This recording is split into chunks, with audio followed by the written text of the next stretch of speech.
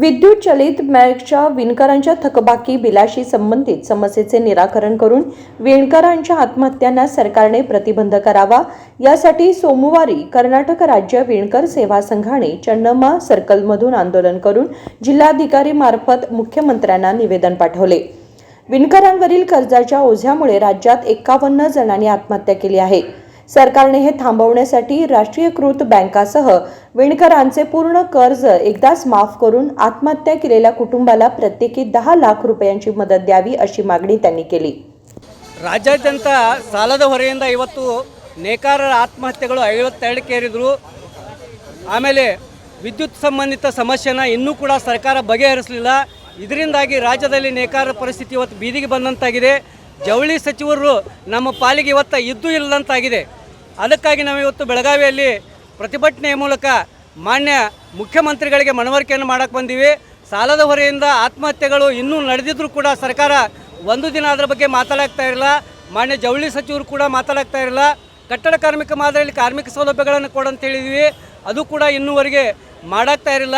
ಸರ್ಕಾರ ಇವತ್ತು ನೇಕಾರರನ್ನು ಬೀದಿಗೆ ತಂದು ನಿಂದಿರಿಸುವಂಥ ಪರಿಸ್ಥಿತಿ ಮಾಡೈತಿ।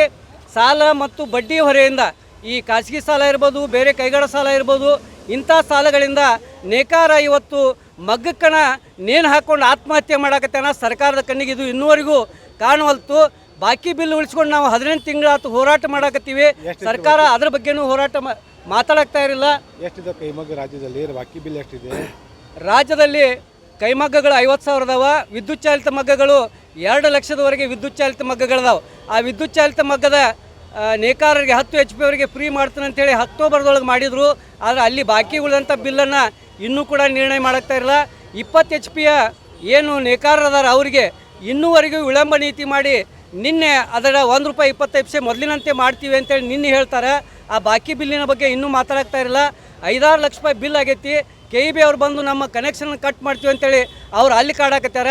ಉದ್ಯೋಗದವರು ಕಡಿಮೆ ಕೂಲಿ ಕೊಟ್ಟು ಇಲ್ಲಿ ಕಾಡಾಕತ್ಯಾರ। ನೇಕಾರರು ಬದುಕಬೇಕೋ ಬೇಡೋ ಅನ್ನುವಂಥ ಪರಿಸ್ಥಿತಿ ಇವತ್ತು ರಾಜ್ಯದೊಳಗೆ ನಿರ್ಮಾಣ ಆಗೈತಿ। ಸರ್ಕಾರ ಇದನ್ನು ಗಂಭೀರವಾಗಿ ಪರಿಗಣಿಸಬೇಕು।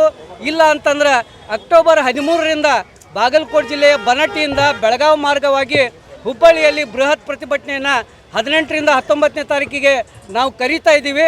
ಸರ್ಕಾರ ಇವತ್ತಿನ ಈ ಪರಿಸ್ಥಿತಿಯನ್ನು ಗಂಭೀರವಾಗಿ ಪರಿಗಣಿಸಿದರೆ ಮುಂದಿನ ದಿನಮಾನಗಳಲ್ಲಿ ಸಾಕಷ್ಟು ನಾವು ಹೋರಾಟವನ್ನು ಮಾಡ್ತೀವಿ। ಈಗ 52 ಜನ ತೀರ್ಕೊಂಡಾರಲ್ಲ, ಆತ್ಮಹತ್ಯೆ ಮಾಡ್ಕೊಂಡ್ರಲ್ಲ, ಪರಿಹಾರ ಕೊಟ್ಟಿದ್ದಾರೆ ಅವರಿಗೆ?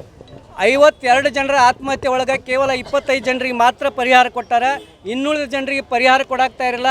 ಅದು ಕೋವಿಡ್ ಸಮಯದಲ್ಲಿ ಮಾತ್ರ ಅಂತೇಳಿ ಕಿಶನ್ ಸಬೂಬಿ ಹೇಳಾಕತ್ಯಾರ। ಅತಿ ಹೆಚ್ಚು ಆತ್ಮಹತ್ಯೆಗಳು ಈ ಬೆಳಗಾವಿ ಜಿಲ್ಲೆ ಒಳಗಾಗ್ಯಾವ। ಇಲ್ಲಿ ಉಸ್ತುವಾರಿ ಸಚಿವರು ಇರ್ಬೋದು, ಜವಳಿ ಸಚಿವರು ಇರ್ಬೋದು, ಆಮೇಲೆ ಮುಖ್ಯಮಂತ್ರಿಗಳು ಇದನ್ನು ಗಂಭೀರವಾಗಿ ಪರಿಗಣಿಸದೆ ಹೋದರೆ ಮುಂದಿನ ದಿನಮಾನಗಳಲ್ಲಿ ವಿಧಾನಸೌಧದ ಮುಂದೆ ನಾವು ಮಗ್ಗಗಳ ಪರಿಕರಗಳನ್ನು ಇಟ್ಟುಕೊಂಡು ಹೋರಾಟ ಮಾಡ್ತೀವಿ ಅಂತೇಳಿ ಈ ಮಾಧ್ಯಮದ ಮೂಲಕ ಇವತ್ತು ಎಚ್ಚರಿಕೆ ಕೊಡ್ತೀವಿ। ಒಂದು ವಾರದಾಗ 2 ಮಂದಿ ಆತ್ಮಹತ್ಯೆ ಮಾಡ್ತಾರೆ ಬೆಳಗಾವಿ ತಾಲೂಕಿನೊಳಗನ ಒಂದೇ ವಾರದಲ್ಲಿ 2 ಆತ್ಮಹತ್ಯೆ ಆಯ್ತು।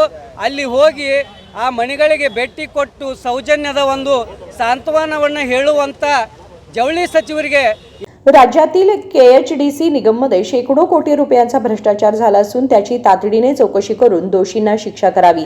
कमी दर्जाचे कापड पुरवून झालेल्या गैरव्यवहाराचे पैसे पुन्हा निगममध्ये जमा करावेत।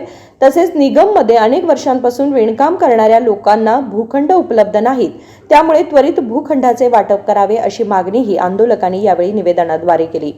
विनोद कोलकार, KMM मराठी, बेळगाव।